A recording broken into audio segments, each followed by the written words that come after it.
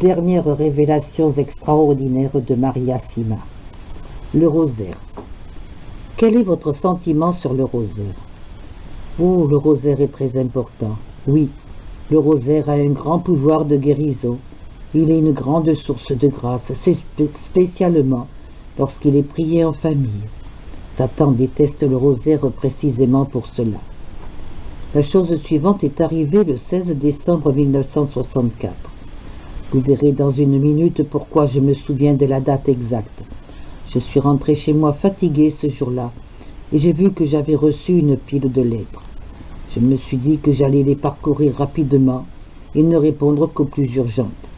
J'en ai choisi 2 et j'ai discerné que ce qui manquait chez les 2 était la récitation du rosaire en famille, que cela dissiperait la détresse que connaissaient ces 2 familles.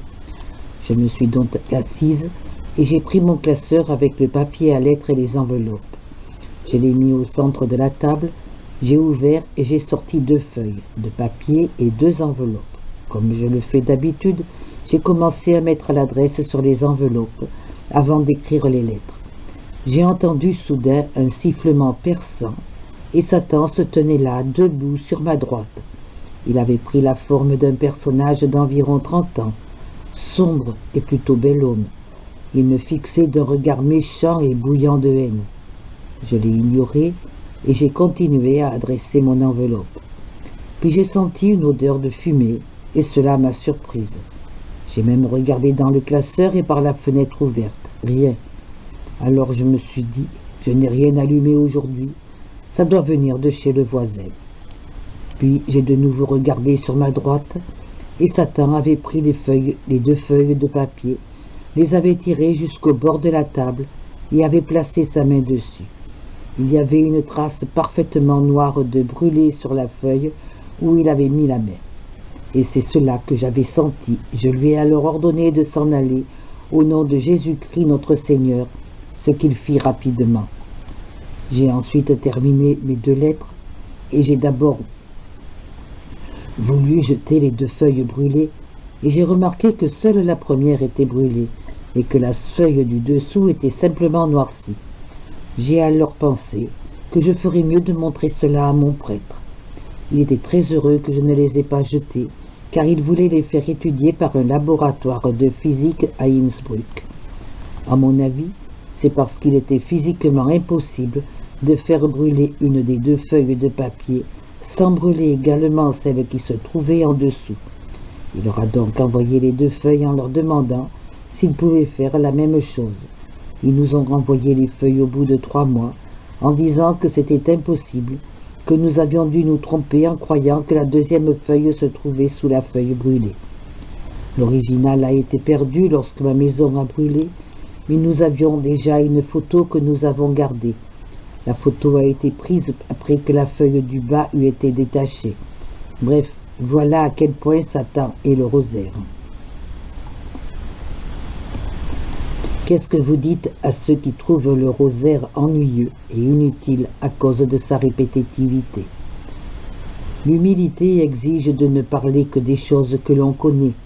Ceux qui disent cela n'ont pas prié le rosaire. Méditer sur les mystères, méditer sur la vie de Jésus, apporte tant de paix et de joie que Satan en devient enragé. Marie a fait beaucoup de promesses à ceux qui le prieront et elle les a faites par Saint Dominique. Je connais une femme qui a acheté un chapelet neuf à environ une centaine de mètres de l'église où elle se rendait pour prier avec un grand nombre de pèlerins. Agenouillée dans une rangée, elle a voulu prendre le chapelet dans son sac et n'a trouvé qu'un tas de petits grains et beaucoup de petites fils métalliques. Satan avait aplati tous ces petits anneaux de métal simplement pour l'empêcher de prier.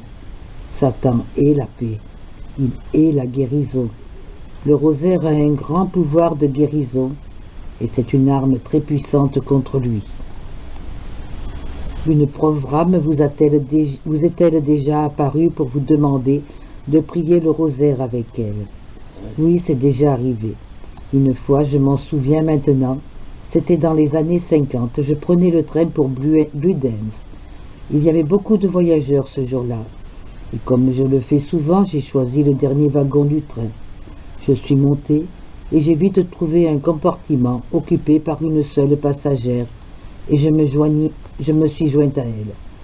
Je ne m'étais pas encore installé qu'elle avait déjà sorti un chapelet de son sac en disant « Bon, voilà quelqu'un qui va prier le rosaire avec moi. » Ma première réflexion a été « Eh bien, si vous faites cela avec tout le monde, ce n'est pas étonnant que vous soyez assise toute seule. » Mais j'ai été naturellement très heureuse de prier avec elle et personne n'est entré dans notre compartiment pendant que nous prions.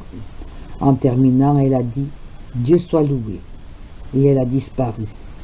Je me suis donc retrouvée seule dans un compartiment avec une foule de gens qui couraient partout. Pas une seconde, il ne m'était venu à l'idée que c'était une pauvre âme.